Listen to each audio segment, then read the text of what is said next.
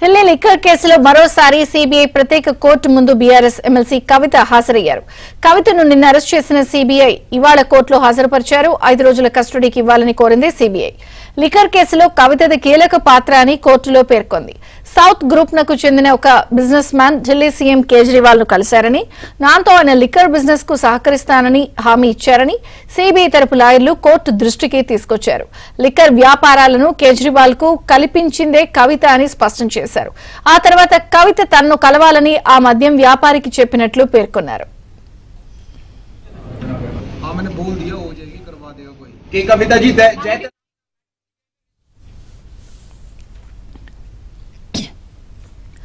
Section 161 ప్రకారం కవిత వాంగ్మూలం record చేశామని, వాట్సాప్ చాట్స్ సేకరించామని సిబిఐ లాయర్లు తెలిపారు.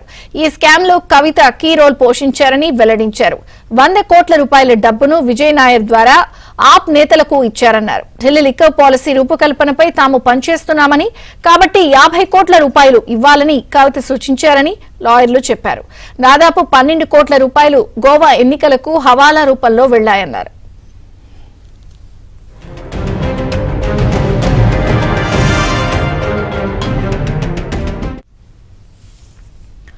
కోర్టు పర్మిషన్ తో కవితను అరెస్ట్ చేశామని, విచారణలో కవిత సరైన సమాధానాలు ఇవ్వలేదన్నారు.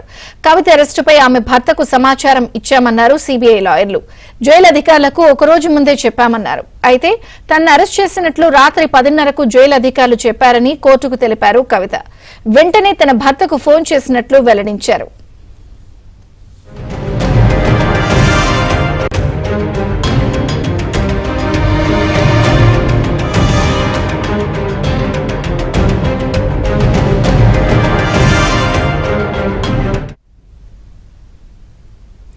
కవిత అరెస్ట్ అప్లికేషన్ తమ ముందు ఫైల్ చేశారన్నారు సిబిఐ ప్రత్యేక court judge Kaveri Baweja. CBI arrest అక్రమం కాదన్నారు. సిబిఐ కస్టడీ పిటిషన్ పై లంచ్ తర్వాత మధ్యాహ్నం 2 గంటలకు వాదనలు విననుంది కోర్టు. మరోవైపు కోర్టు నుంచి బయటకు వెళ్తూ కవిత మాట్లాడారు. అరెస్టు అక్రమం సిబిఐ చేస్తోందన్నారు.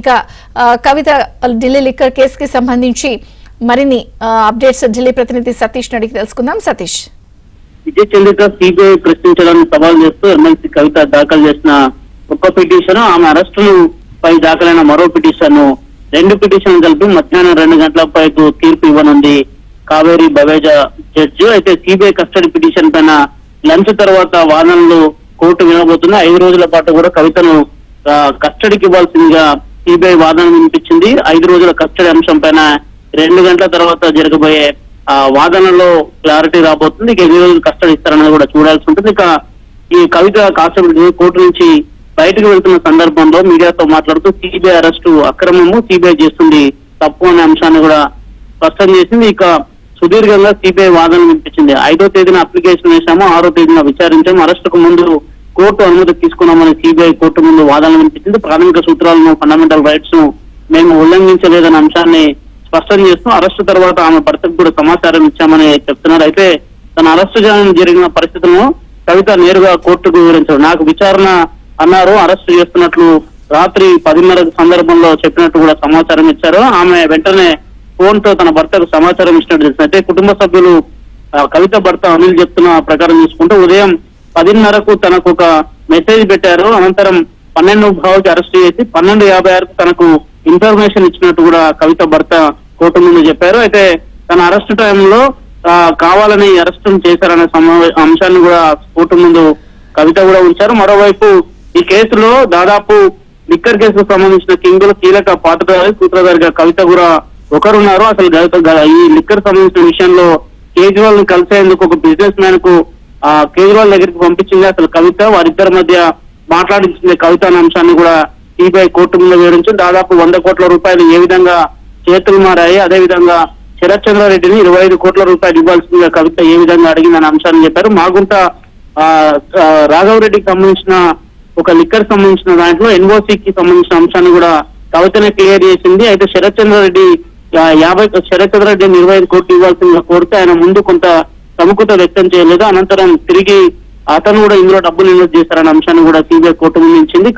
100 కోట్లలో 50 కోట్లను ఇవ్వాలని కవిత సూచించారన్న అంశాన్ని కోర్టు ముందు సిబిఐ తన వాదనలు వినిపించింది. 5 రోజుల పాటు కవితను కస్టడీకి ఇస్తే మరింత సమాచారాన్ని సేకరిస్తాం. ఇప్పటికే అనేక డిజిటల్ ఎవిడెన్స్ సంబంధించిన అంశాలను కూడా సేకరించాము.